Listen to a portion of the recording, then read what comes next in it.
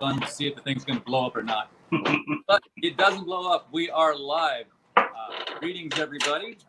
People start coming into the live stream here. No one's ever right here at opening. I am your host, RJ Carter, senior editor here at criticalblast.com. And we've got Jason with us tonight from SciFi4Me TV. Technically, I guess, in the same line of business as what we do, commenting on pop culture and science fiction and talking with the people who make it happen. How you doing tonight, Jason? I'm doing good. Thanks for having me back on. So, you were kind enough to pop onto our open mic night the other night here and make us look good instead of looking all lonely and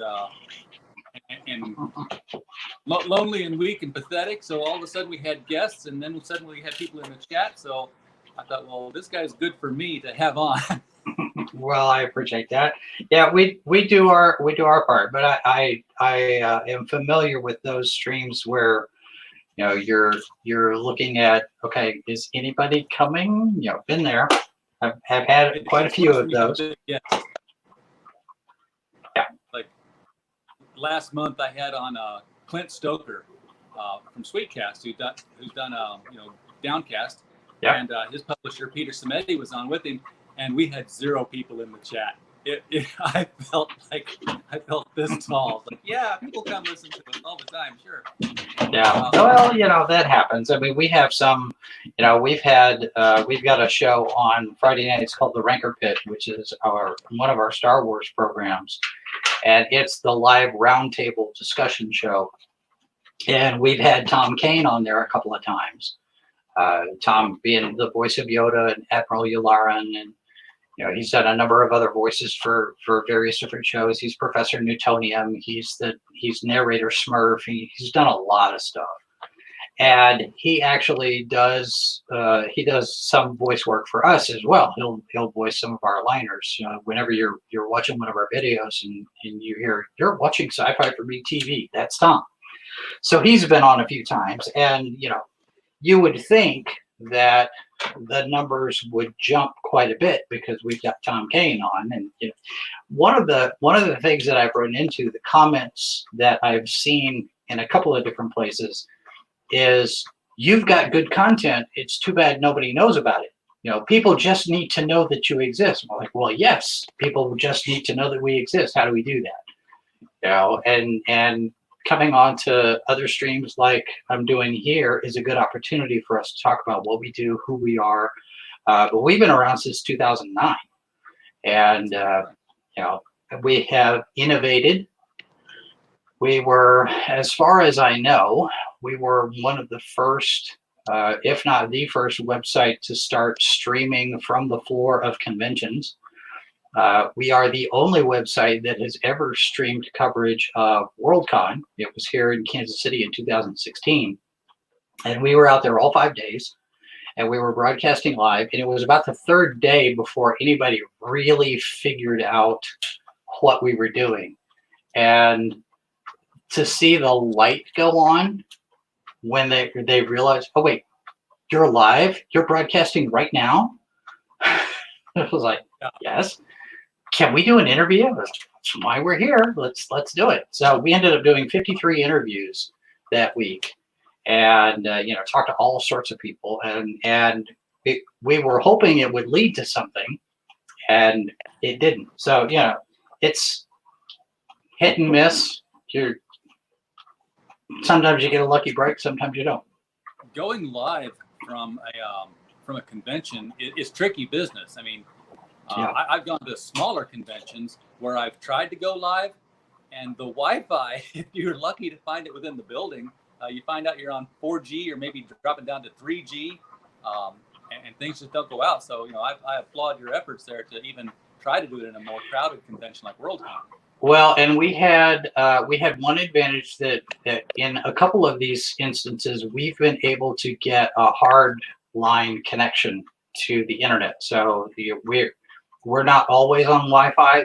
That's usually one of the first pieces of conversation that I have with events. When they say, well, what do you need to do this? I say, we need power. We need a network cable so we can connect to the internet. We've done it with Wi-Fi. And now with the settings that we've got in OBS, it's easier to do it with Wi-Fi. When we first started doing it, I didn't have, you make it up as you go and you figure these things out. It's a learning process all the time. And we finally got to the point where we figured out what all of our settings needed to be. And from there, we were able to do stuff with Wi-Fi, but it's a challenge. For me, my preference is always to hardline with a network cable if we're able to, and that makes it a lot easier to have a solid signal. But that locks you to a table. Well, it does, but it also puts us in a place where people can walk past us and they see us and they see the sign. We can do signage and we can hand stuff out, and we can interact with people better that way rather than just wander the floor. We did that last April at Star Wars Celebration, and we were the only site that was broadcasting from the floor of Celebration on day one, which was the Wednesday or Thursday before Star Wars started broadcasting their stuff on day two. We were the only ones that were streaming live from the event on day one, and we ended up getting several thousand views that day because we were not only were we the only ones streaming, we were the only ones getting a signal.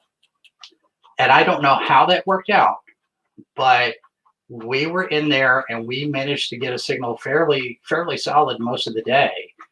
And so people were finding us and they were saying, hey, these guys are actually there. They're broadcasting. I know Jeremy from Geeks and Gamers was having trouble. He couldn't get a signal inside the building.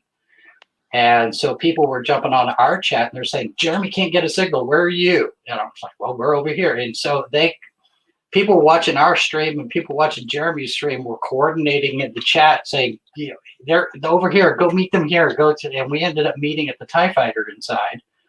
And we picked up a number of followers from that encounter. But yeah, Wi-Fi is always dodgy. It's never my preference to do anything like that. You talked about you're only one getting a signal at something like Star Wars, and thus everybody's coming over and jumping on your stream. When you came on the stream the other night, we talked about Superman and all the different things that had gone on in him. And one of the things I thought of then that I didn't bring up, and I will bring it up now, was how Clark Kent would cheat to keep his secret identity secret or to get a job. And there was a Silver Age story, and this one's a 60s story, where the identity was outed and he couldn't be Clark Kent anymore. He had to go get a different identity. And one of the identities he tried to get was a British disc jockey. And the way the story was that they were trying out 3 different disc jockeys, and whoever got the most call-ins was going to get the job. Well, as Superman, he flew out to the radio antenna and boosted its output 1,000% so that it had a 300-mile more radius of broadcast capability, and then came back and did the job, and it was a shoo-in because he had more people listening to him. Sure. So yeah, that's you getting Wi-Fi and Jeremy not just kind of made me think, yeah, you guys just flew out to the radio tower and boosted your signal, right?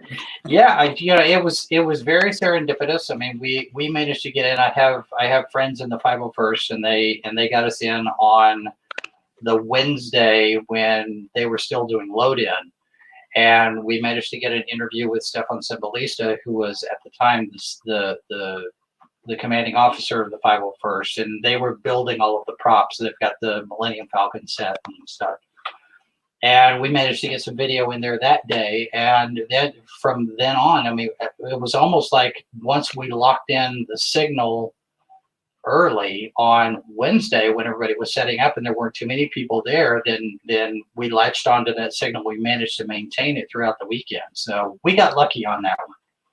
That's very good. So I can tell that what you guys do is you broadcast. Yes. But what is the is it just live streaming all the time? You're recording shows. It's TV, so there's more than just a nightly. It's TV. We do have the .com where we do news articles and reviews. And the original idea was to set up another TV platform to compete with Sci-Fi Channel back in 2009 when they changed their brand. And money and resources being what they were, we ended up being a blog, and that has evolved over the years. So we now have the SciFi4Me.com, which is where we put news and reviews and think pieces and that sort of thing. And then in 2011, we started broadcasting on YouTube, and that's been anything from review shows, TV recaps, podcasts, roundtable discussions, news programs. Right now, we have a few news programs. We have Triple Bites, which is our Star Trek news, Salacious Crumbs, which is our Star Wars news, and then both of those shows each have a companion roundtable discussion show, which would be kind of like High Council or, any of those, Jack Show or anything, where you just get a bunch of people together to just talk about the news of the week. And so we have and talk about stuff. Yeah, so we have Deep Space Mines for our Star Trek commentary, and then the Ranker Pit is our Star Wars show.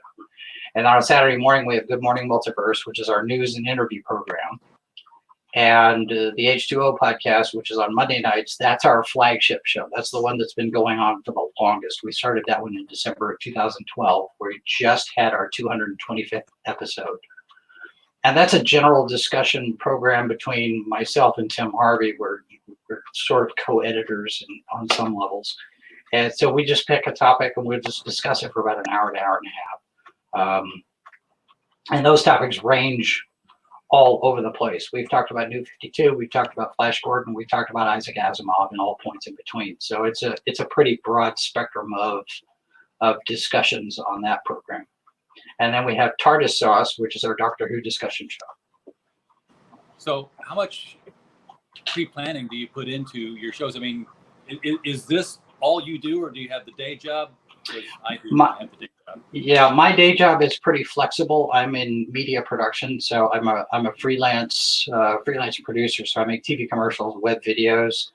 I'll sometimes freelance for sports events, so I'll put some time in for ESPN and that sort of thing. But for the most part, yeah, this is the thing that I do at this point.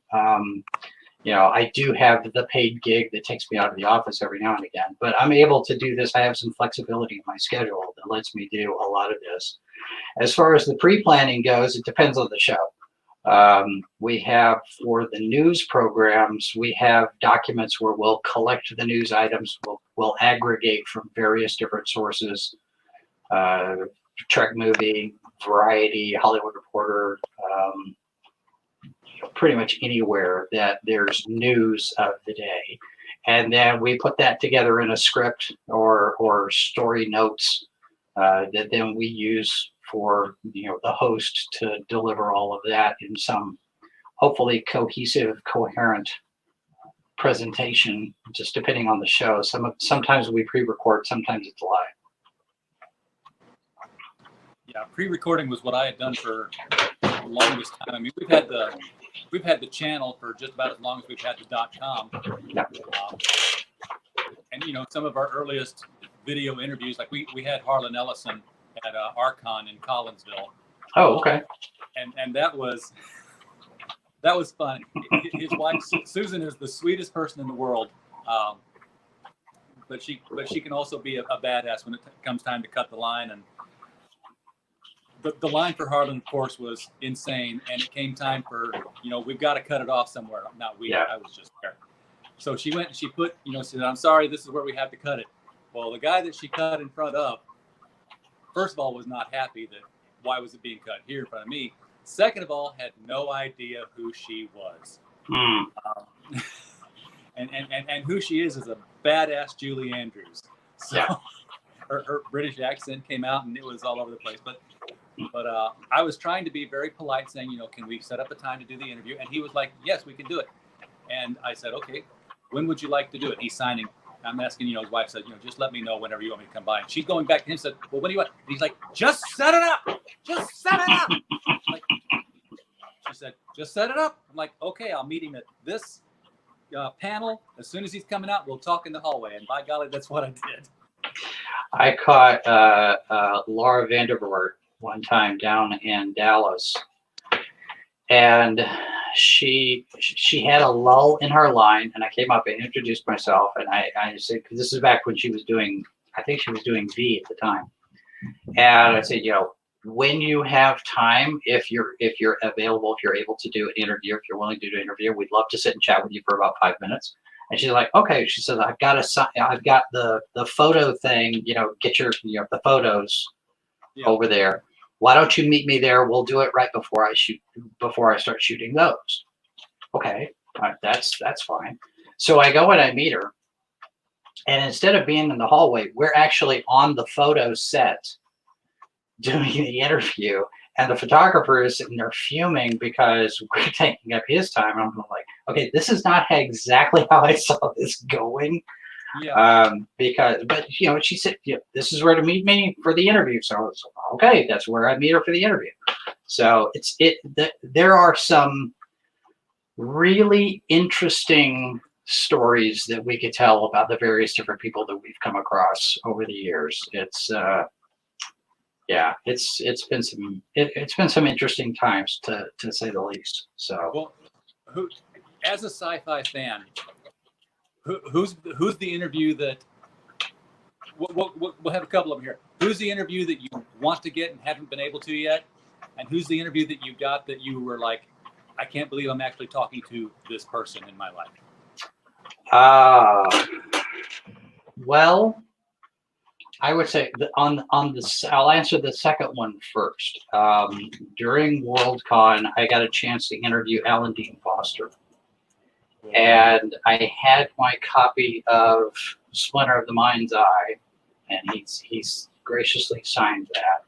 And my wife took a photograph of me, and it's one of those rare moments where the line between professional and fan kind of starts to fizzle a little bit, right? Because this is Alan Dean Foster, and he's written so many novelizations as well as his own stuff.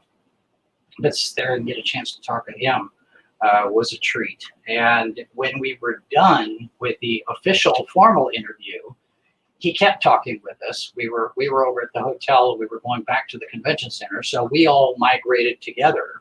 So I'm sitting there, and we're walking from the hotel to the convention center with Alan Dean Foster, and he's just chatting up, just folks, just telling stories and whatever all the way over.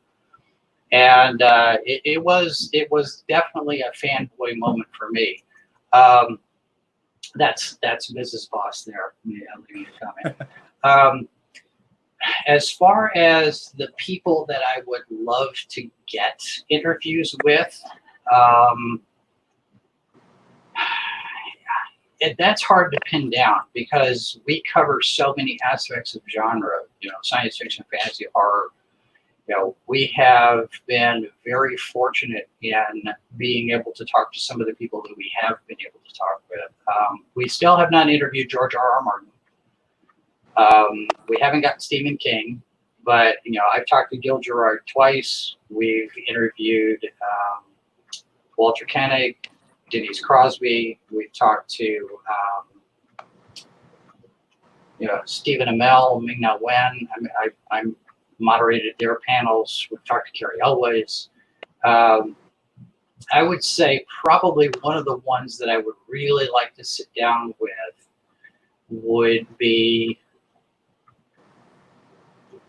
it's really hard to pin that down because some of them are not with us anymore. I would have loved to have talked to Christopher Reeve. My other question was, people who have gone that you wish you'd had a chance to sit and talk with. But nowadays, I suppose maybe talking with Dave Filoni and Jon Favreau, that would be a big get, as they say in the business. Like I said, it varies. It just depends because a lot of the people that we chase for interviews, it depends on what's going on at the time. So, like for instance, now with Ruby Rose leaving Batwoman, my phone call would be, hey, can I get an interview with Greg Berlanti? What are you guys doing? What's the situation? How are you handling it? What happens next? What steps are y'all taking? What's going on? I would love to have some of the sources that Grace Randolph's got. I'd love to talk to Zack Snyder about what's going on with the Snyder Cut. So a lot of the interviews that we would like to chase are more interviews of opportunity based on what's going on at the time. So it's really hard to pin down that one specific, we must interview this person before I die type of thing. Although Shatner's up there pretty high. Yeah. So that would make sense. Yeah, I've had several of those. It's weird that to think that you can get the idea to just start a website. Now, with me, it was like I came on to write comic book reviews for a site called the Comic Book Store, which was an offshoot of Another Universe a long time ago, and then it went totally under. And a site called The Trades, we were just chatting in a forum, and I was quoting some of my old interviews from the Comic Book Store, and they're like, if you're looking for a place to put those, we'd be happy to have you here. So I'm like, well, yeah, I'll host them somewhere. I came on and started just writing for them. And because the website was there, all of a sudden you can just get emails say, hey, Sci-Fi is putting out this special presentation of something. Do you want to schedule a 15-minute phone interview with Bruce Boxleitner? I'm like, well, yeah, I think I would like to do that. And you're just suddenly thrust into this world where you have access to these people. Above and beyond what just the casual fan does. Yeah, well, and one of the things that we've run into when I first started, one of the things that I knew we had to have happen early is we needed to be on media lists. If we were ever going to get anything as far as material to review or access to films or access for interviews or anything like that, we needed to be on a media list for all of these different studios and production companies and whatnot. So that was one of the first things that I set out to do is contacting all of these people, saying, hey, we're a new site, we're going to be covering genre, what information do you need? What criteria are there for us to get on your media list? And they said, oh, well, we'll add you.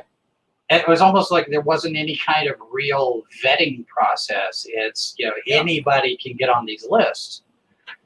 And, now it's evolved into, we're now, we now have access to the various different press sites to get the photographs and the official images, because that was one of the things that it was always important to me is I don't want to just go to Google and just grab a picture.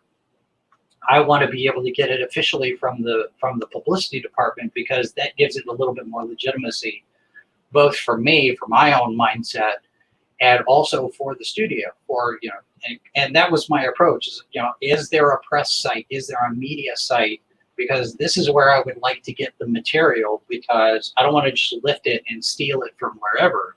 I want to get it from, straight from the horse's mouth, as it were. And I think that helped us get onto a number of different lists. So we get, and now, we're getting envelopes with books in them, and, the publicity people at the PR reps and all of those, they're sending me emails all the time saying, hey, would you like to interview so-and-so? Sure. Yeah, I get that a lot. And, when I started again with the Trades, they were a movie review website, and I was reading everybody's movie reviews, and I was like, well, how do you get these movie reviews to do? I'll do some. They're like, well, you just go see a movie and then you write the review. And I'm like, yeah. So wait, you guys are paying for your own tickets? Oh, yeah. I was like, I don't think that's how it works. They said, well, see what you can do. And so I got, dug up phone numbers for, these DVD distributors. And, I called the theater and I said, hey, who's in charge of setting up the screenings for you guys? And I'd get on the phone and say, hey, I'm so-and-so with this website. And they'd say, what's the URL? They'd pull it up. They'd say, okay, yeah, what's your address? We'll make sure that you get screeners for all of these things. And I was like, well, if that works, I'm going to call these people. Suddenly, DVDs were piling in faster than I could watch them. Yeah. I didn't buy a single one of the Harry Potter novels because they all came from Scholastic for review. I was like, this is, why wasn't I doing this all my life?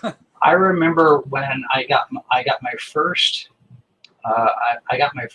advanced reader copy, advanced review copy of a book that didn't have a cover yet, and it was softbound, and it was not for resale, of course, but it was marked, and it was just a plain wraparound cover that says final art not finished yet or whatever. And so you have the book, but the book doesn't have a cover yet. And I thought, this is so surreal. But yeah, it's been one of those things where you kind of have to get used to, and from the outside looking in, it's really cool. People say, oh, you were on stage with Ming-Na Wen. You were on stage with Peter Mayhew. You were on stage with Carrie Elways. That's so cool. And I have to remind myself sometimes that what we do is pretty cool, because to me, this is the job. This is what we do. So in a way, I'm not quite jaded by it, but it's, I have to look at, I'm able to look at it a couple of different ways. You have to separate the fan moments from the professional journalist type of moments. And when I'm doing that, I can't tell you how many times that I haven't taken a selfie with a professional, with an actor or a writer or something, because I'm not in their mindset. Yeah. I did get a selfie with Ming-Na Wen, and I got one with Katrina Law and a couple of others, but I just don't think about it, and so I'm having to remind myself that I can be a fan at times too. So yeah, that's been the case with me, because I'll have these phone conversations, or I'll have one-on-one in-person conversations, and I'll be like, most of the time it's just, oh, thank you very much for your time. With Harlan Ellison, I got an autograph on a Daredevil comic because I was actually in line getting the autograph for the things, and that's when I then approached about the interview. But there were a couple of times where I'm like, thank you for the interview, and I apologize for being unprofessional, but this is a bucket list for me. So I've got a few signatures. I have Margaret O'Brien's signature on Meet Me in St. Louis, the DVD cover, which is my wife's. Right. I have an autographed 8x10 of Thurl Ravenscroft, who was the voice for Tony the Tiger. Right. And I have an autographed 8x10 of Alan Parsons, who was my musical mentor through all of college. Just, cool. I had all of his stuff. So there are times when, the fanboy does break through the. Yeah. We had a time at Worldcon where Tim was interviewing David Brin, and it was just one of those, it was a fanboy moment for him. And the interview ran long. And David Brin likes to talk, and it's a comfortable conversation. You're sitting there and you're just chatting, and we actually made him late to his own panel. It was like, you talk about the handler, tapping on the watch. He's got to go right now. He's got to go. Yeah, one of the first interviews I did, I wrote all my questions down. I was like, okay, 10 questions is it's got to be 10 questions is okay. Now I can narrow an interview down to like 15 minutes on the phone. Mm-hmm. And, because I know 15 minutes is 2 hours of typing.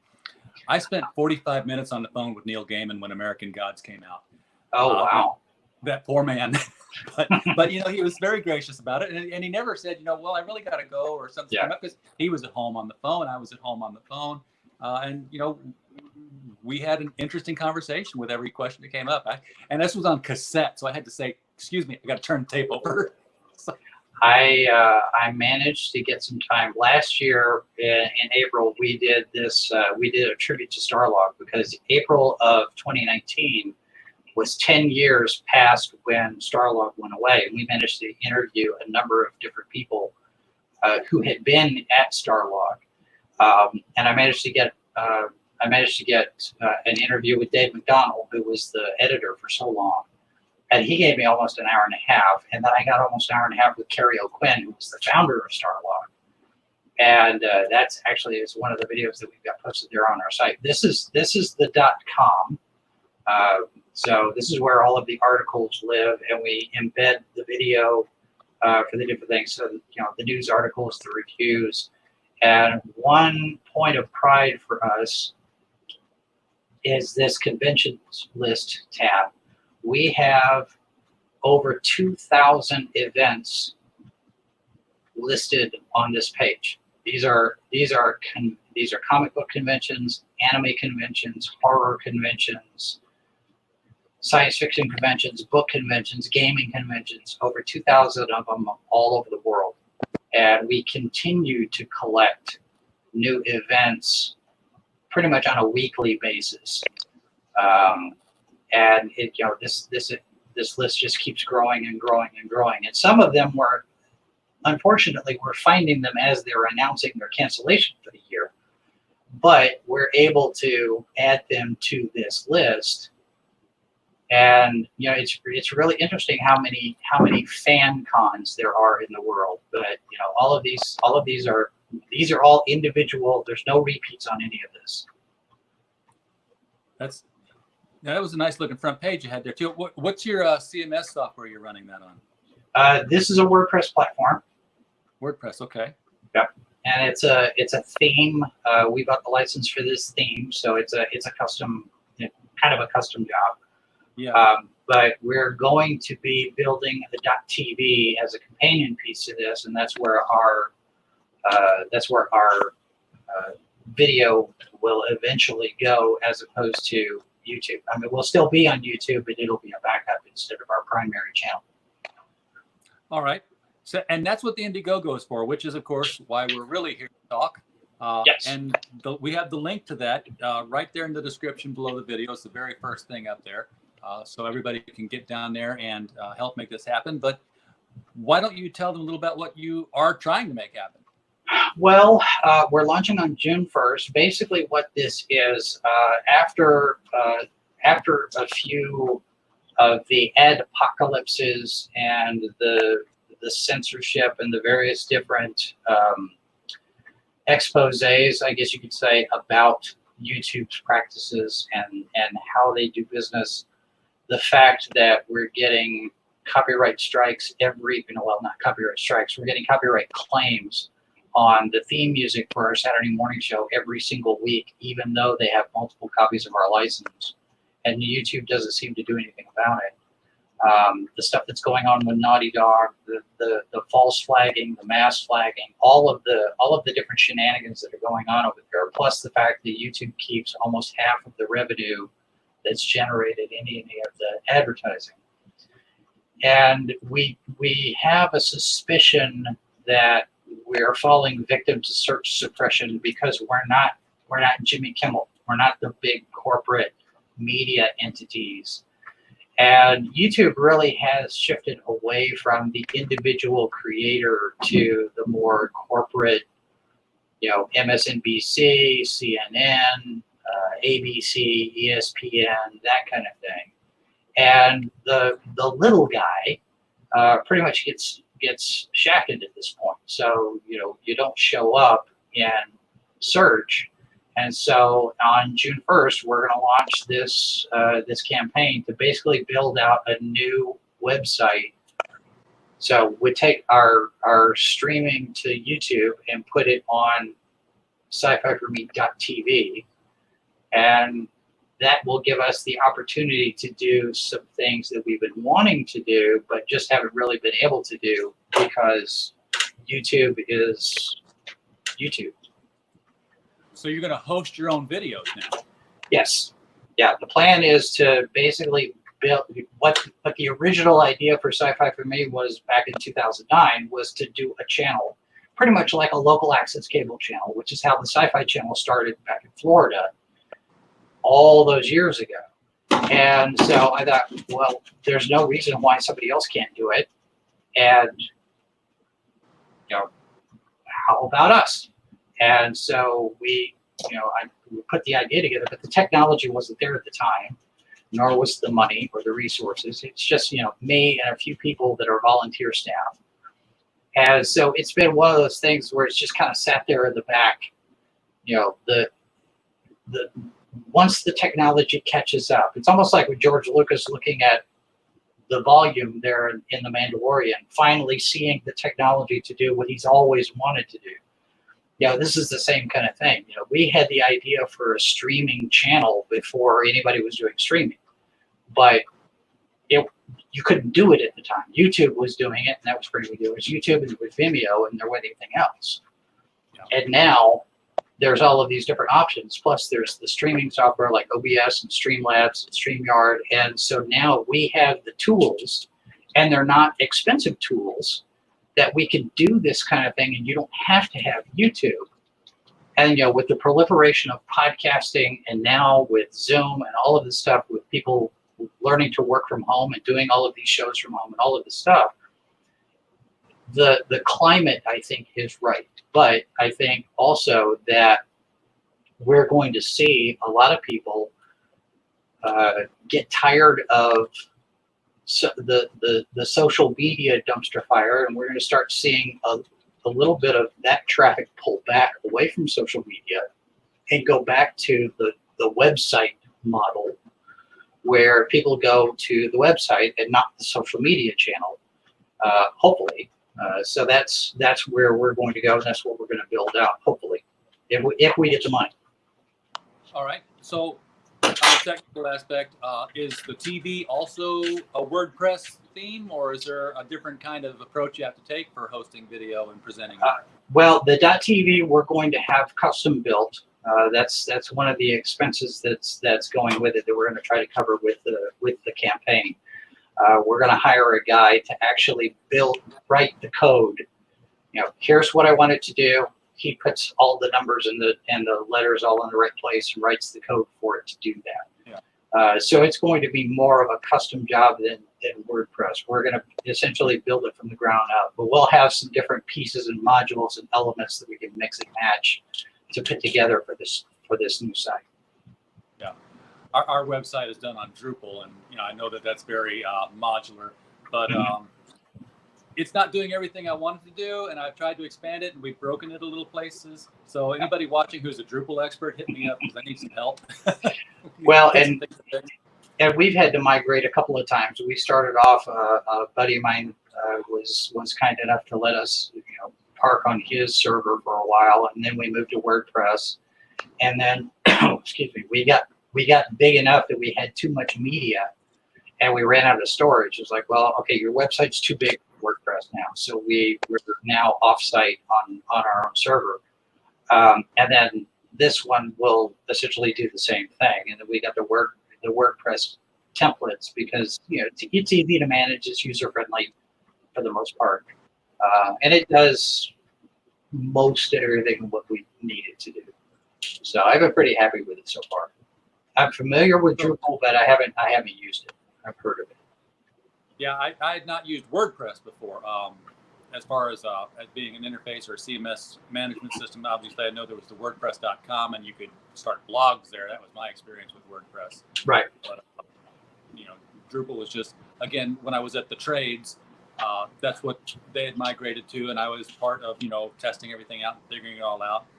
And then at one point, about 5 years ago, this September, the guy who ran it said, hey, I'm kind of tired of paying the annual fees on this. And we had gone from a point where a television recap article on the Paris Hilton, Nicole Richie series, whatever that was called, but it was a weekly series where they were living on the farm. That would get us 20,000 hits a day. And we had gone down to where, we were lucky getting 2,000 hits a month. Right. So it was just, it petered out. The reality television wave had just kind of flattened. More people were watching it, but there were more shows, and you'd watch the show, you didn't care to read about it afterward. So he closed that up, and I was like, well, shoot, now what am I going to do? Because I kind of gotten to where I liked doing what I was doing, and I wasn't getting paid for any of it. I was just doing it for the love of it all. So I couldn't take any tax write-offs on any of the stuff that I did invest into it, like giveaways and stuff. So, about a month of looking around, I said, well, I know it was a Drupal theme. I like that Drupal theme. What's it cost to set the website up? And we just did it. And, I was lucky enough that of all the different titles we had brainstormed, me and some of the friends who had written for the trades and some people that wanted to write and hadn't yet, we found one where we were able to, across the spectrum, grab every social media channel on it. We have a Twitch TV account that we don't use, but we grabbed it because we could, because Sure. the name was available. And if I decide to make StreamYards a full, buy into it where I can multiple stream at the same time, then I'll obviously be putting a stream out to Twitch while I'm at it. as well as the Facebook Live and stuff. Now, we do have a tool that we use called Restream. Restream.io will let you stream simultaneously to 2 channels on their free account. So that might be something that's worth looking into, because when we stream, we usually will go to our YouTube and our Twitch channels. Although we don't have a whole lot of traffic over on Twitch because it's primarily gaming. And with you got to play games in your lingerie and sell bathwater on Twitch. Yeah, or pretend to be a deer. So with all of that going on, I'm looking at the very real possibility, because we don't do a whole lot of live gameplay. So it doesn't really make a whole lot of sense for us to be on Twitch. We're there, like you said, the channel's available. Grab it before somebody else does, so nobody does anything to your brand. Exactly. It took us a while to get SciFi4Me both on YouTube and Instagram, because somebody parked it there. They weren't using it, but somebody over on Instagram was using it. And was using it as a Jehovah's Witness channel. I'm like, what is SciFi4Me? How does that track? Advertising? I don't know, but they hadn't used it in a while. So we managed to get it freed up so we could claim it and do that. And it's funny because she posted on Instagram, she said, I don't know what happened to my other channel. And I'm like, well, I do. But, it is what it is. But yeah, the consistency of the brand is a really important aspect of that. So all of the social media, I mean, we are everywhere, except Tumblr. We got off of Tumblr, and we're not on Snapchat, and we're not on TikTok. Because I'm not even gonna start down that path. But I don't even understand TikTok. It's just a video thing for me. Yeah, I don't know exactly what we have a Tumblr account. I can't get back into it because every time I try to get into it, it's just a circle of what's your password, what's your login, what's your password, what's your login. I said, screw it, go away. Yeah. Well, and we did. We've got besides the YouTube and the Twitch channels, we're also on BitChute. We're on Library. We're on Instagram, Twitter, Pinterest is all cosplay, and then we're on Gab, Minds, MeWe. I think we do have a Vimeo channel, although we haven't used it. I think that's it. Yeah, I mean, that's plenty. But at Facebook, there's a page on Facebook. So that's the rundown on all of our social media. And of course, SciFi4Me is the channel all the way across. So anywhere you look, SciFi4Me, that's where you're going to find us. Now, the plan for going to the SciFi4Me TV is through an Indiegogo, not a GoFundMe or some other fundraising kind of effort. So that tells me that with Indiegogo, if you're putting money into it, you're going to get something back. So what is SciFi4Me offering to the people who invest through the Indiegogo module? Well, some of the perks we're putting together now, we've got, and some of it, and that's been the biggest challenge, because we're not putting together a book. We're not making a comic book. We're not doing posters or trading cards. It doesn't make any sense for us to do that kind of thing, because that's not who we are. Very, very low level tier is, we're going to put together a wall of fame on the site for everybody that signed up and supported. We've got these stickers that I think are going to work at a super low tier. We're doing mugs, we're doing T-shirts with the new logo on them. We are talking to a number of authors, a handful of authors, about Tuckerizing donors. A very limited number of those, where at a particular dollar level, you can get written into a book as a character. And it's called Tuckerization. Science fiction has a long history, a tradition of that. So we've gotten a number of authors to agree that it's one per author per donor. So we'll have a limited number of those. We mentioned the T-shirt. We're going to have some advertiser levels. So if you want to advertise your business, it's a higher tier level, but you're getting actual TV commercials within our shows for a number of months. So things like that. Kind of like PBS fundraising. Kind of, yeah. You know, there's a couple of tiers we're putting in that you get a producer credit. So at a certain dollar level, you can be an associate producer for 1 or 2 of our shows for 6 months or 12 months or that kind of thing. I'm still tweaking the perks, but that's been the biggest challenge, is coming up with things that people can get, because we're already delivering the product essentially. You know, we have 9, 10 shows, and I've got another 30 on a list that if I had the resources, I could be producing, and I could be doing a full week of shows all prime time. So, you know, it's just having the wherewithal to make it. We were talking to Shadow Stevens earlier this week, and I had a back and forth with him. He's like, "You guys are doing 9 shows. Have you given up sleep?" I'm like, "Well, yeah, kind of." You do. So yeah, it's just one of those things. But there's a lot of opportunity here, I think.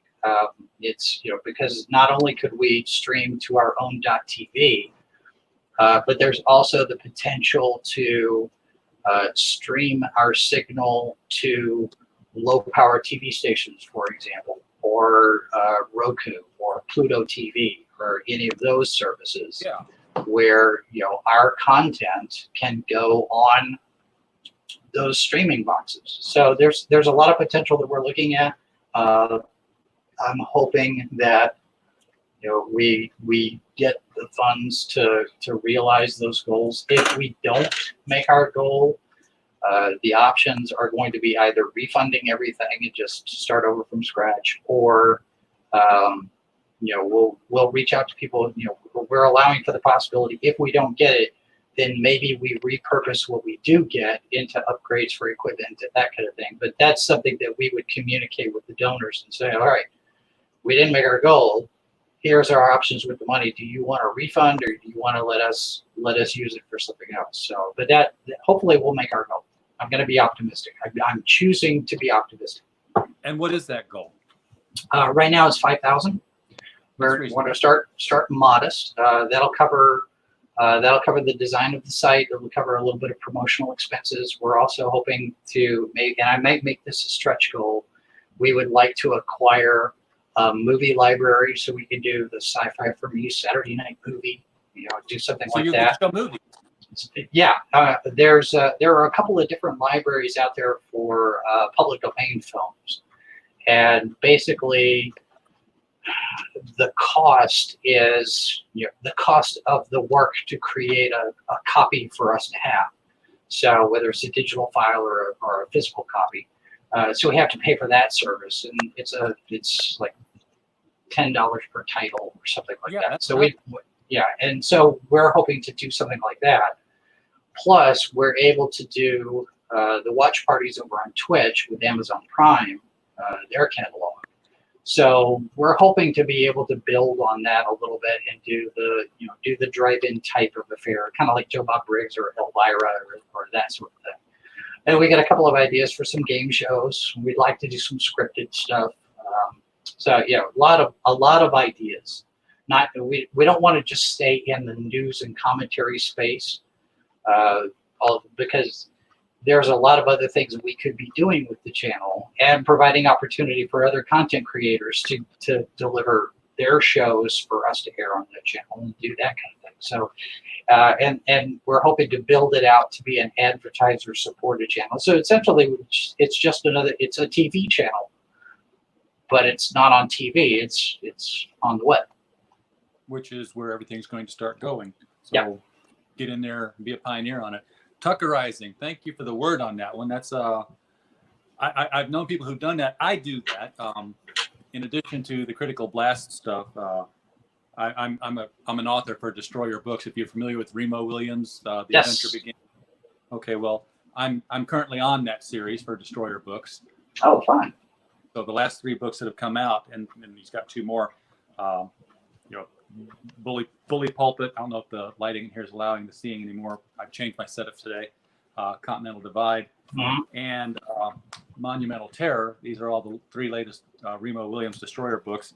But yeah, I'm every time I sit down to write chapter 1, which is where somebody's got to die, I'm like, okay, who wants me to kill them in the next Destroyer book? You know, and Yeah. so I have all my friends get Tuckerized. Now I know what to call it. Yeah. There was, I want to say his name was Martin Tucker, Walter Tucker. He had the habit of doing this to friends and neighbors. They would show up in his books. It was, I think back in the 30s or 40s when he was doing it, and did it so frequently that became his thing. And so the act of putting in real people as characters in a book was named for him. And so, when you talk about Tuckerization, there's an actual Tucker who started the whole thing. So it's got a very long storied history. Very cool. So it's going to kick off here June 1st, which is another week. I want to get the word out on that so that people know to get out there and support SciFi4Me, get their stickers, their mugs, their T-shirts. I think it's a very cool kind of IGG thing to do. I mean, you're getting, it's sort of a blend of a GoFundMe with a reward tier. Yes. Because, while you're not buying the product that you're actually funding for, you're getting, the add-on, so to speak, right, and helping out a site become something bigger than what it is right now.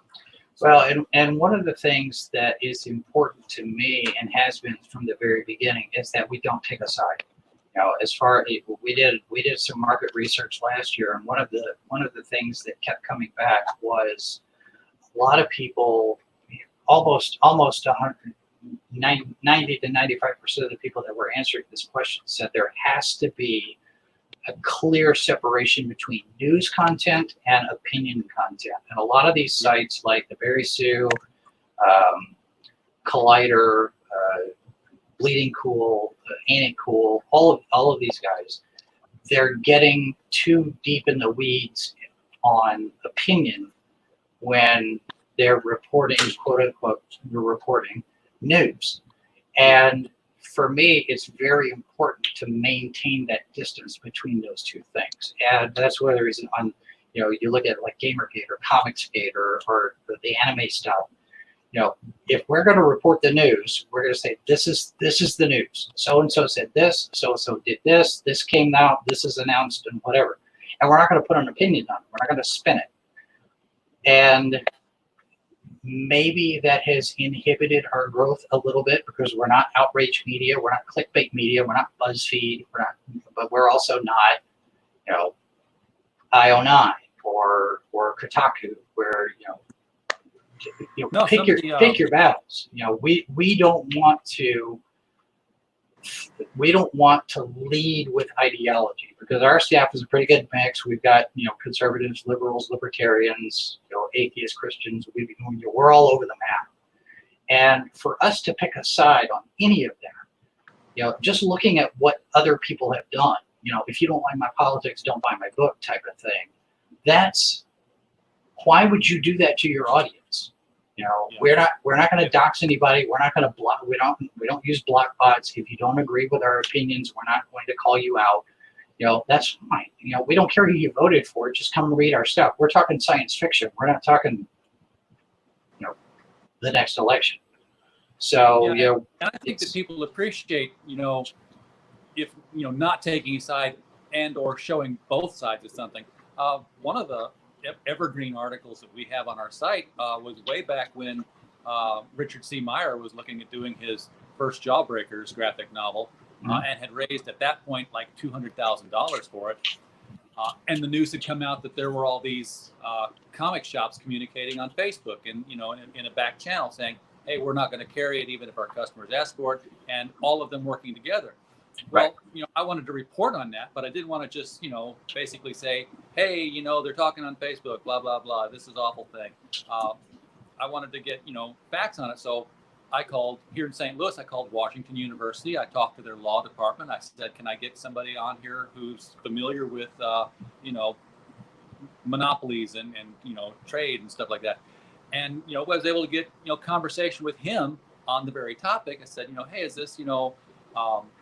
is this price fixing or whatever it is? I can't remember the word. The Sherman Act. It was a violation of the Sherman Act. Right. And he said, no, this is probably what would be called a legal boycott. It's sort of like the same thing. Why, you can have more than one cable company in your town, but you never do because, they work together on making sure that doesn't happen. And it's a legal boycott. Yeah. But in that same article, he said, because we were talking about them and we were talking about Mark Wade and his work with Antarctic at that time, trying to stop it. And he's the one who said, what you may have a case for here, or what Meyer would have a case for, would probably be tortious interference. And it was after that point that all of a sudden you started hearing tortious interference. So we're one of the earliest mentions of that from a legal perspective. Yeah, and I know, and you mentioned that, the Antarctic deal. When Mark Wade actually took to Facebook and bragged about the phone call, I'm thinking, well, this is a slam dunk, you idiot. Why did you do that? But they think they're untouchable. And my personal thinking is that, Mark Wade has probably outlived his usefulness as a comic book writer. If he sticks to that and does what he's good at, then he can be a really good writer when he chooses to be, when he makes the effort. But yeah, and there's a lot of noise around now with Captain Cummings sitting there saying, well, Richard had two other publishers lined up to do it. Well, okay, that's not what the case is about. If he could have 12,000 different publishers that want to do Jawbreakers. The fact is that if Mark Wade interfered with an existing contract, that's the case. And tortious interference with the contract with Antarctic. It doesn't matter if he's got anybody else interested in the book.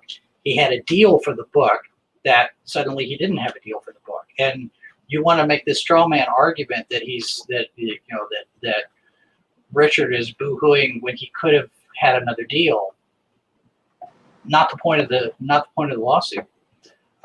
Citizen Health, thanks very much for that feedback, those positive comments. I appreciate it.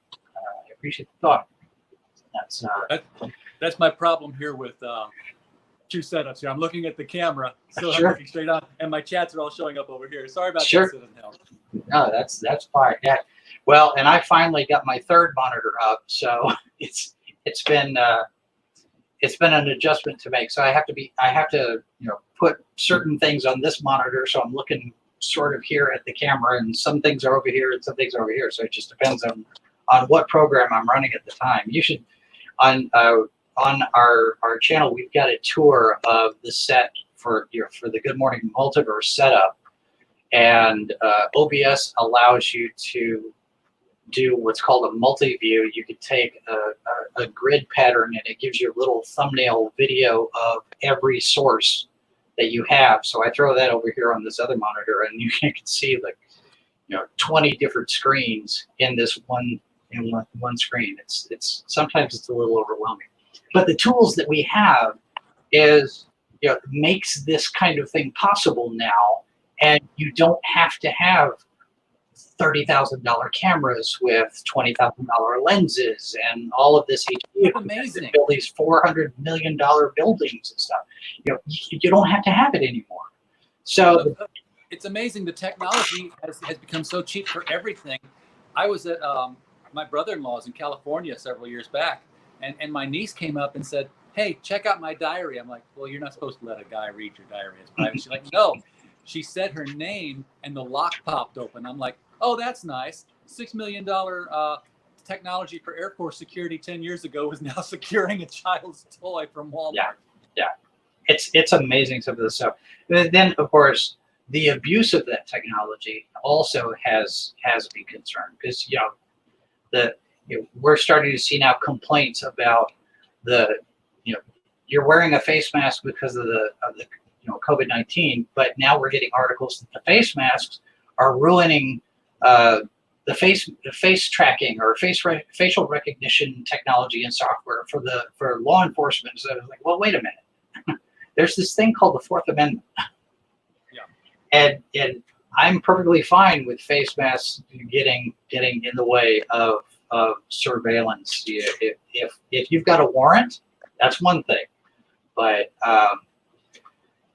sometimes the technology gets farther ahead of us than we have the scruples to use, I think. I've made the joke that at some point Google would buy Facebook. The Google algorithms would read everything that's on Facebook or Twitter, take your pick. And that's the moment that Skynet will be born and will decide that all of us need to be eradicated, because all of social media is just a dumpster fire. I had the LCS guys on last Wednesday, and we're talking about, they're getting ready to open their comic stores back up, and people are coming in with face masks, and they got to wear those. And I said, what you guys need to be selling is face masks. Graffiti Designs needs to be getting face masks out there with Joker grins on them and Venom smiles and Bane masks. Yeah. And they said, we could sell the shit out of those things if we had them at the counter, because everybody wants them now. Well, and they're also doing stuff where they'll print a photograph of the bottom of your face. So it's your face on the face mask covering your face. That's pretty cool, but why would I want my face when I could get somebody else's face? Right. Give me Chris Hemsworth's chin, and I'll do okay, right? I'd settle with Matt Smith's chin. I might have to pat the face mask a little bit. But. Well, that's when you get the longer face mask, so you can put the bow tie on there too. Exactly. That's the bandana. So. But as far as getting my own face on there, that's like saying I want a full body tattoo of myself, only taller and better looking. Yeah. Right. Yeah. So. Well, Jason, we've taken up your hour, but we can keep going, or you can have your night back to you. Totally up to you. I'm good either way. So. Well, I tell you what, let's just keep going. I've got nothing better to do with my life. Trust me. Okay. I've been taught that recently. So. All right. Yeah, I think I can go probably another half hour. So. All right. So what kind of shows have you got lined up for what your current setup is as you build into the SciFi4Me TV goal? Well, one of the ones that we're in the midst of developing is called Foreign Bodies, which will be an examination of non-American horror. So Korean horror, Japanese horror, J-horror, South American stuff. And it examined both how it's different from American horror stories and how it's influenced, how the influence goes both ways. So, Train to Busan, for example, or those kinds of things where the sensibility is different, the type of storytelling is different. So we're working on that. We've got an idea for a show called Monsters 101, which is a combination of looking at the historical origins of a creature, vampire, werewolf, zombie, whatever, and then also looking at how this monster has appeared in media. So taking the historical and cultural elements and putting that into context, and then putting it into the media context. So saying, here's where the story of the vampire started. Here's where he shows up in Hollywood, the books, the comic books, and all of that. So kind of doing a two-prong approach to the history and the media appearances of different monsters. And then we've got... Here's where he sparkles. Do I? Yeah. And here's where he sparkles. Here's where he sparkles. Yeah, but those kind of things where we take an examination of that. We have an idea for a show called Improviverse, which is Whose Line Is It Anyway in Space. So it's an improv show that's all genre. So it's the same kind of thing that you'd find on Whose Line, only it's science fiction, fantasy, horror twist to it. And we might see if we can get a cosplayer to host it. So you get the host is in a different costume every show. So those kind of things where we can expand on that. Of course, the movie night, we want to try to do that on a regular basis. And expanding on our comics coverage, because we have not been able to do that for a while. We do have a show that's kind of been on the back burner for a few years now called Comic Con Carne, which is our comic book industry news. So new titles, new creative teams, publishers are doing this, sales are doing this, including some interviews with writers and illustrators and editors and comic book shop owners and doing that. We want to get that back in the lineup. So we've got, like I said, I've probably got ideas for about 30 different shows. If we had the manpower and the money, we'd be all set. Yeah, how big is your team? Because you're doing a lot of stuff. Right now there are 6 of us. Well, I say that we just brought back a couple more, so I'd say probably we're now up to 9, maybe. We've had as many as 20. We've had reporters in LA and New York and in Poland, Warsaw, Poland, Dallas. Right now, the bulk of everybody is here in Kansas City, and we've got 1 reporter in Milwaukee.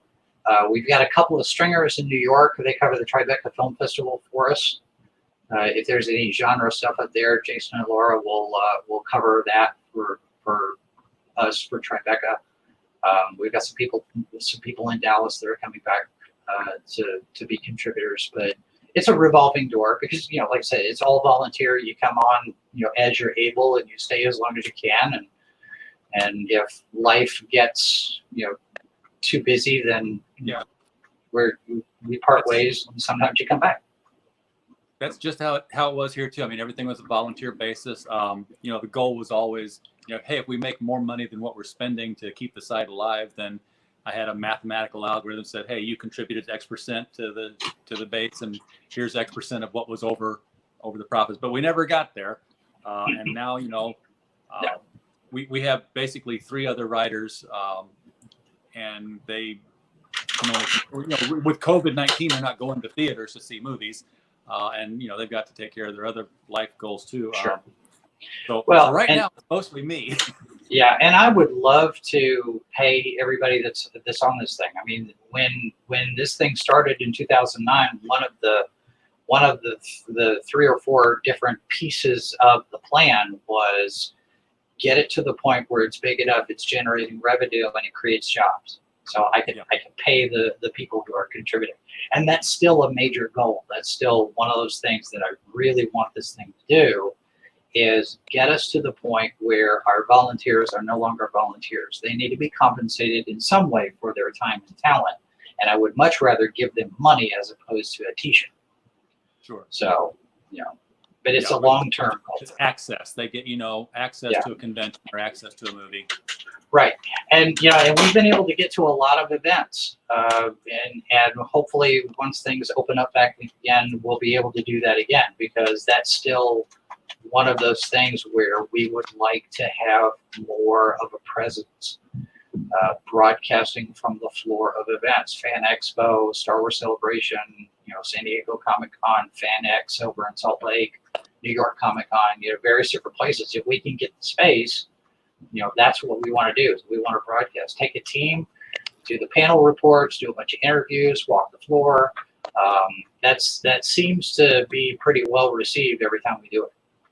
And it's much easier if you've got a stringer or a freelancer in the area than it is to just say, okay, I got to pick up and take time off and travel to another convention and spend money. I'd much rather send somebody else than myself. So you must travel quite a bit. And I don't mind going. I mean, we were at C2E2 in Chicago this year. That was our first one for the year, and also ended up being our last one. But we managed to walk the floor. We got a couple of interviews. We interviewed John Carpenter's wife, Sandy. We interviewed the events manager at Crunchyroll about some of the stuff that they're doing. And if those kind of things, we tried to get interviews with a couple of other people that just didn't work out schedule wise. So we're hoping to be able, be in contact with the PR people early enough that we can sit there and say, okay, this is what we'd like to do.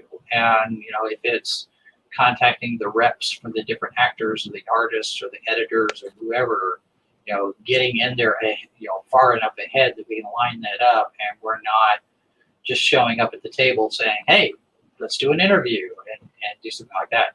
And we've been having dialogue with a couple of different event groups. And now that Sci-Fi Wire is not doing the Q&A stages like they were doing for ReadPop, who knows? Maybe there's an opportunity there. I mean, again, we don't have the $30,000 cameras, so we're not impressive with our technology, but we get the job done. And you know what? It's I mentioned Margaret O'Brien. She came to St. Louis sometime late last year for TMC's, TCM's Turner Classic Movies in your hometown. So it was her and Ben Mankiewicz had come together, and we were waiting our turns to do the interviews. They had the TCM logo in her hotel room up on a wall, and she and Ben back there, and then the third chair. And yeah, you had the $30,000 cameras and the big boom mics, and then they'd come out and somebody else would set one up. And I'm here with an $11 bendy leg tripod from Walmart and an iPhone 8. And I just set it up there, and she's like, "Where's the camera?" I'm like, "It's right there." She's like, "I've never done that before." And Ben steps in and says, "Oh no, this is the thing now. I mean, so-and-so just did an entire film on an iPhone camera." She's like, "Really?" It's like, "Yeah, that's the newest technology." So I felt like I was the cutting edge, man. The cutting edge of all these people with their great big shoulder mounted things. Well, and when we were at WorldCon, WorldCon was here in Kansas City in 2016, and I started having conversations with them 2 years prior. I saw some of their people at Ozfest in Omaha, and started talking to them then, and because they were doing the bid, and when they finally got the meeting, the conference was coming to Kansas City, I started reaching out and saying, okay, here's what we would like to do. And I lost track of how many times I had to explain what we wanted to do with this. The WorldCon, because WorldCon being a literary convention, and most of the people are of an age that technology is sometimes not quite the friend of these people. And so explaining to them what we want to do with live stream and broadcast and that sort of thing, they didn't quite get it. And when we got there, it was a couple of days before everybody, like I said, when the light went off, everybody suddenly realized that this is just like TV, only it's going to the web. But one of the things that came out of that, Walter Day was there. He's the founder of Twin Galaxies, and he developed the system of tracking online gaming scores. And so, a couple of the people on our staff, it's like, "Oh, that's Walter Day." I was like, "Who's Walter Day?" Everybody in gaming apparently would know Walter Day's name. And he comes over and he's looking at this stuff. He's looking at what we're doing. He says, "This is a game changer. This is great," because at that point, and even now, the gaming conventions, you see a lot of streaming from the gaming conventions. This is old hat for them. But for all of the other kinds of conventions out there, it's not normal. And so for me to explain it to them, I said, well, it's like when a network is covering a political convention or a sporting event. You have the anchors in the booth, you've got the reporters on the floor. That's the way I could illustrate what we're talking about. And they still didn't quite understand what we're trying to do because it's never been done. Yeah. And that's what we would like to do all the time, is have a space at the events where we can interview whoever, celebrities or authors or illustrators, comic book people, whoever, and also have people in the panels, in the panel rooms, and they're taking their notes, and they come out and they say, well, here's what happened to this panel. And then we write it up and it goes in an article on the .com, and then we've also got the video. So we have those plans, and we're having conversations with the people. But at the time, I got asked, a couple of different people came up to me and they said, "Is this the new model?" And my answer, of course, well, I'd very much like it to be, because nobody's doing it. We're on the bleeding edge of this because it's only being done in the gaming circuit. It's not being done in the regular Comic-Con circuit yet. And now, of course, with all of these virtual cons, people are starting to understand that anybody can do it. So we might have missed our window. Well, yeah, I've streamed from a couple of cons, but because I'm usually at a table selling books, when I'm not in panels, what I would do is I would set my camera up in the panels, and I would live stream from the panels. But it would be the camera in the back of the room, nobody talking to the camera. It's just like C-SPAN. You're in the panel now with everybody else, and you're listening. Right. There's no interaction, but it was cool. And we've had a few conversations about doing stuff like that, but they're very twitchy about broadcasting the full panels. So we haven't been able to do as much of that as I'd like. but after the quarantine and the circumstances being what they are, I don't think a lot of people are going to be ready to come back to conventions yet. So there may be an opportunity here for people to be a little bit more open to that. Well, you're the organizer of the event. You have all of this stuff to do. Let us handle this part. Y'all don't have to deal with it. Let us cover the event, and we'll take care of this part. You guys go do your event. Yeah. So I don't know. We'll see. It's going to be some exciting stuff. So, are you going to? You cover? You're out in Kansas City. You cover Planet Comic Con? We have before, yeah. We've been out there several times. 2017, we did the full Monty broadcast. We had a stage on the floor, and we brought in a number of different people that we interviewed. I think we probably did 30 or 40 interviews there as well. So same kind of thing we did at Worldcon. We haven't had an opportunity to do that again. But we've been looking at trying to get out to other conventions. We've done it at Smallville Con down in Hutchinson, Kansas. We've broadcast live from Fan Expo, a couple of different events in Dallas. So we're hoping to do more of that in other cities as well, not just here in Kansas City. Yeah, I didn't know you were in Kansas City until after you started mentioning it here in the broadcast. I got friends with other fan groups that are in Kansas City, the KC Geeks that I follow online. Yeah. David and Angie, friends of mine. So, you can always come over here to the St. Louis side of things and go to Archon in Collinsville. You want to talk about your small town, hometown science fiction convention? Archon is it. I mean, you can walk the whole convention. ARCHON. Go to Archon. ARCHON. Yeah, like Arch, like the St. Louis Arch, but it's Archon. ArchonSTL.org. Literally, you can walk from one end of the convention floor to the other, and you spend about 10 minutes getting from one to the other. We were at Wizard World St. Louis last year, and that's actually I think our first event in St. Louis was there. Now, we've had people at Wizard World St. Louis before. This is the first time that I was there with Mrs. Boss. So we're one of the things that we talked about is finding all of the regional events and trying to get there. We went to TopCon last year because some of these smaller events are probably a little bit more open to letting us come in to do these broadcasts because they're not that big, so there's not as much uppity layers to deal with. So. Smallville, TopCon. We're hoping to get to Air Capital Comic Con eventually at some point. Archon. We'll have to get out there for that one too.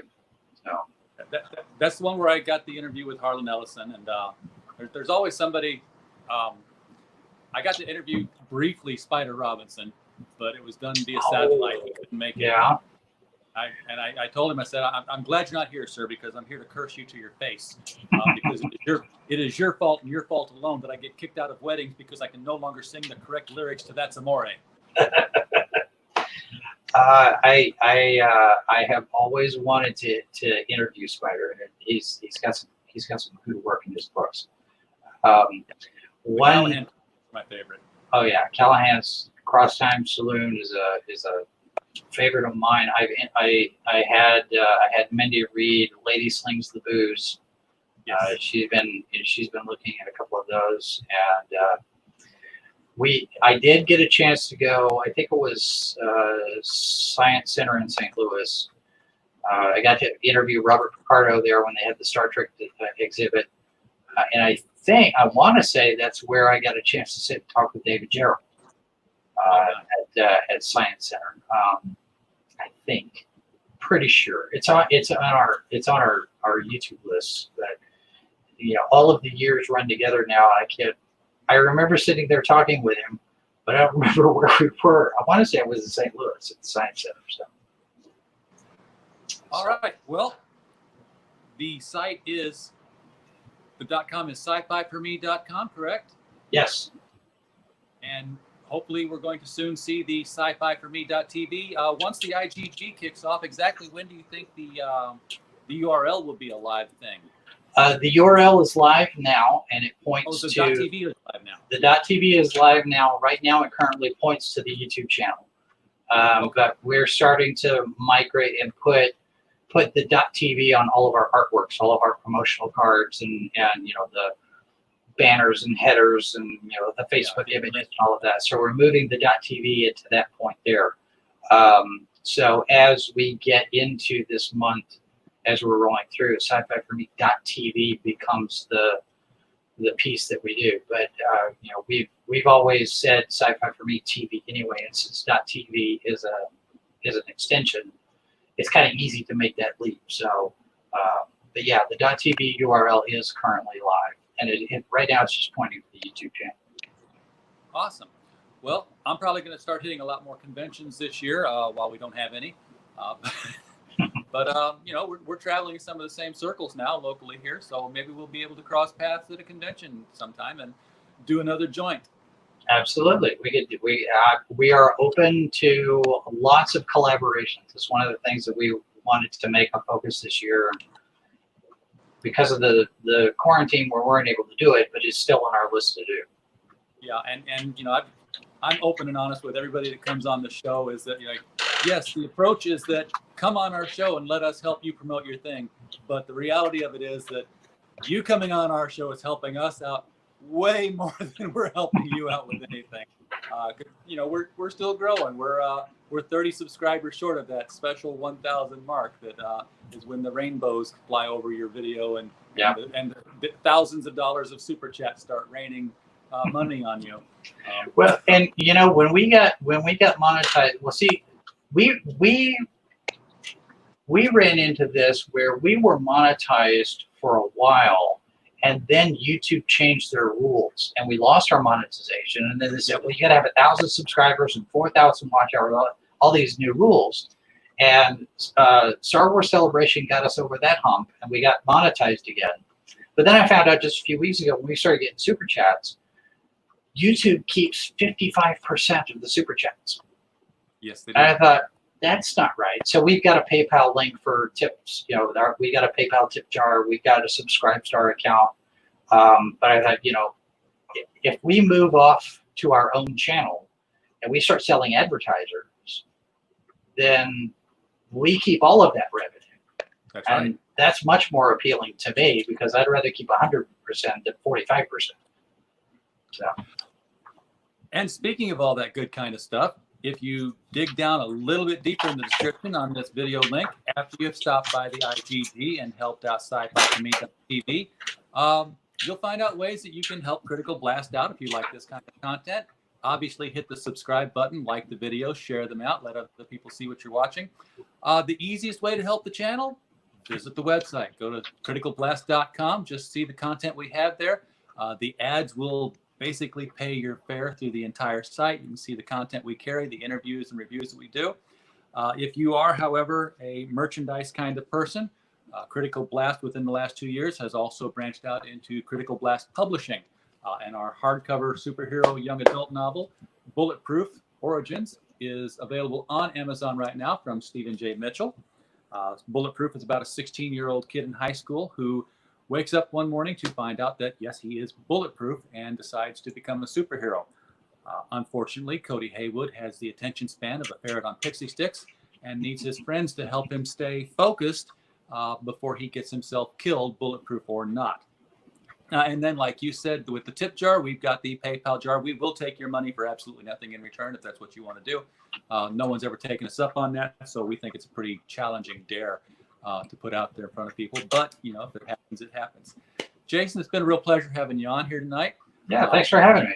Enjoyed it. We definitely want to see SciFi4Me.tv become the next leader in science fiction coverage on the internet, and looking forward to tuning into some of those movies and seeing what you're doing with them.